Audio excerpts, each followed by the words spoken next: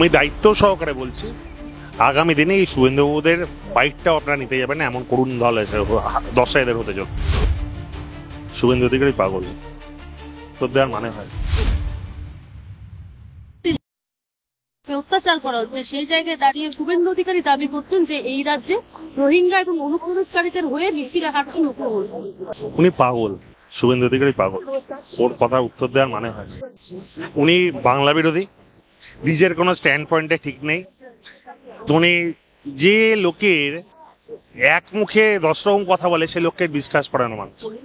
আজকে উনি নিজেকে তো অতি হিন্দু বলে দাবি করার চেষ্টা করেন, কিন্তু সেই উনি হিন্দি বিরোধী।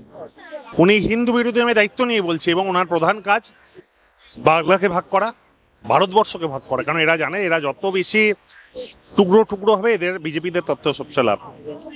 বাংলার মানুষ আর 5টা রাজ্যের তুলনায় অনেক রাজনৈতিক সচেতন, এখানে কিন্তু ভুল বুঝিয়ে কিছু পারা যাবে না। আমি দায়িত্ব সহকারে বলছি, আগামী দিনে এই শুভেন্দুবাবুদের বাইকটাও আপনারা নিতে যাবেন না, এমন করুণ দল এসে দশা এদের হতে চলেছে। বাংলায় রোহিঙ্গা এবং অনুপ্রবেশকারীদেরকে মুক্ত করার লক্ষ্যে নির্বাচন কমিশনে গিয়ে মিছিল করবেন বলে দাবি করছেন। নির্বাচন কমিশন মিছিল করবে? নির্বাচন কমিশন দপ্তরের সামনে। ও আচ্ছা, আমি দেখুন উনি সে করতে পারেন, ওনার যা ইচ্ছা তাই করতে পারেন, কিন্তু ওনার এই ভুয়ো ভোটার কার্ডের জন্য মিছিল করতে দেখা যায় না।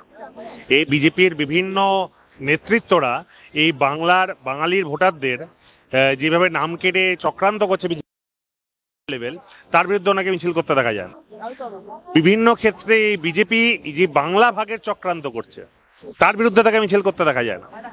আজকে শুভেন্দুবাবুর প্রধান কাজ রাত দিন মিডিয়ার সামনে 2-4টে লেকচারবাজি করা, আর তার হোয়াটসঅ্যাপে তার লিঙ্কটা বিভিন্ন বিজেপির নেতাদের, সর্বভারতীয় নেতাদের পাঠানো, কারণ তারা তো বাংলা বোঝেন না। আর অমিত বাবুরা ভাবেন যে উনি বোধহয় বিশাল কিছু করছেন।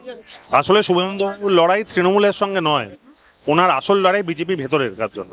কেন ওনার একটা লবি, দিলীপ বাবু, সুকান্ত বাবু, প্রত্যেকের সঙ্গে বিরোধিতা। আবার এখন এই শ্রমিক বাবু এসছেন, শ্রমিক বাবুর সঙ্গে ওনার সম্পর্কটা কি আপনারা আমার থেকে ভালো বুঝতে পারেন।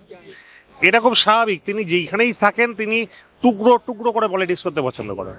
আগামী দিনেও দায়িত্ব সহকারে বলছি, তিনি যতই টুকরো টুকরো করুক, বাংলার মানুষ ঐক্যবদ্ধ থাকবে এবং বাংলার মানুষ আগামী দিন এই বস্তা পচা বিজেপিকে বাংলা থেকে দূর হটাবে। 21শে জুলাইয়ের আগে রাজ্যের প্রধানমন্ত্রী দেখুন, উনি তো আগেও ডেলি প্যাসেঞ্জারই করেছেন, কিচ্ছু যায় আসে না। তিনি আসছেন না আছেন একটাও হাইপ দেখছেন কেউ খোঁজ নিচ্ছে, কেউ কথা বলছে। আপনারা মিডিয়াতেও খবর করছেন, দেখাচ্ছেন, মানুষের কোনো গ্রহণযোগ্যতাই যেন দুর্গাপুর এখনো এই যে লোকজন এখান থেকে মিছিলে এসে সবাই একবার করে ঘুরে গেল, কিন্তু প্রত্যেকে একটা করে ছবি তুলে গেল, কারণ একটা হাইপ আছে। 16 তারিখ আসবে, দুর্গাপুরে গিয়ে খোঁজ নিতে কোনো হাইপ আছে কিনা, কোনো উৎসাহ আছে কিনা। আমি পয়সা দিয়ে লোক আনতে পারি, আমি পয়সা দিয়ে আবেগ কিনতে পারি। মমতা বন্দ্যোপাধ্যায়, অভিষেক বন্দ্যোপাধ্যায়ের সঙ্গে আবেগ আছে, আর বাংলার মানুষ আবেগ দিয়ে রাজনীতি করে। বাংলার মানুষকে চাইলেই কেউ ভুল বোঝাতে পারবে না। দায়িত্ব নিয়ে বলছি, 19-এর পর 21-এর রেজাল্টটা দেখেছেন, কটা আসন পেয়ে 21-এ কটায় হয়েছিল। এবার এই 24-এর রেজাল্টটা দেখুন, সে অনুপাতে ক্যালকুলেট করে নিন, যখন রাজ্যের নির্বাচন হয় 26-এ বিজেপি কোন জায়গায় আসবে। বিজেপি আমার আন্দাজ 45 থেকে 48-এর মধ্যে থাকে। আরো ভালো ভালো খবর দেখতে সাবস্ক্রাইব করুন বাংলা হান্টের ইউটিউব চ্যানেল।